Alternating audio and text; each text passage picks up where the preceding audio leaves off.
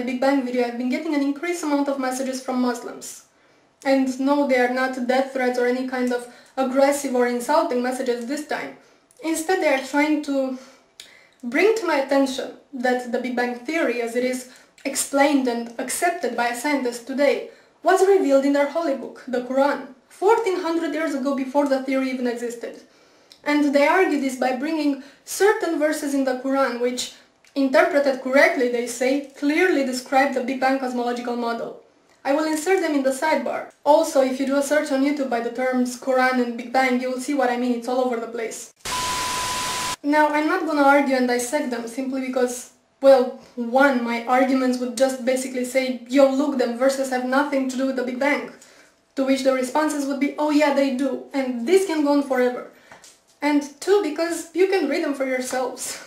I mean, the claim that these verses have any scientific merit to them is as ridiculous as putting a miniskirt on a sumo wrestler and calling it a ballerina. No. He's just wrong. So instead I'm just gonna ask one question to the Muslims making this claim. And not just this claim, because you see, while most Christian creationists try to negate science altogether, going, evolution? Where? Big Bang? Never happened. But no, Muslims have a different approach. They go, it's all here in my book, man. See this verse here? This is what it really means. You got pawn, motherfucker. Allahu Akbar. So my question is this. If the Quran really predicted modern scientific theories, such as Big Bang and evolution, then why didn't you Muslims come up with those theories ages ago? If all those things were revealed in your holy book 1400 years ago, it means that you had 1400 years at your disposal to explain to us infidel fools how things really work. But you didn't, did you? It was only after the Big Bang theory was worldwide accepted by the scientific community that you decided to claim, well, Allah said it first. And same goes with evolution. So, why? I'm just asking. You know, there's something really bugging me, and it always annoyed me on some level, but it just seems to annoy me more and more, is how religious sensitive we are. And especially when it comes to Islam. I'm sure you remember when Western Standard magazine published those cartoons, those Muhammad cartoons, that all hell went loose. And the publisher of the magazine was interrogated by the Canadian Human Rights Committee because he disrespected this holy religion that doesn't even know the meaning of human rights.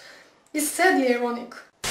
And this wasn't an isolated case. The same thing happened to Maclean magazine, I think it was, in 2008. Or the movie Fitna, which got banned. And the filmmaker was prosecuted and investigated and banned from entering the UK. All this while he was under constant death threats from Muslim extremists who were offended that he portrayed Islam as being violent. Again, the irony. And what annoys me even more is the converts. The people who weren't indoctrinated into this religion from childhood, but grew up exposed to human rights values. For now to convert to Islam and come preach how wonderful and sciencey and peaceful it is. The religion of peace that punishes apostasy with death. Oh, how great it is to live in the Western society and get all religious sensitive and offended when a particular dogma is criticized. Do you know that 1/3 of the world doesn't even have religious freedom? And it's not a coincidence that those countries are so populated, they account for almost 70% of the world population. Let me say this again. 70% of the world population doesn't have religious freedom. You will have to look at the calendar and see what year it is, and ask yourself, what the fuck?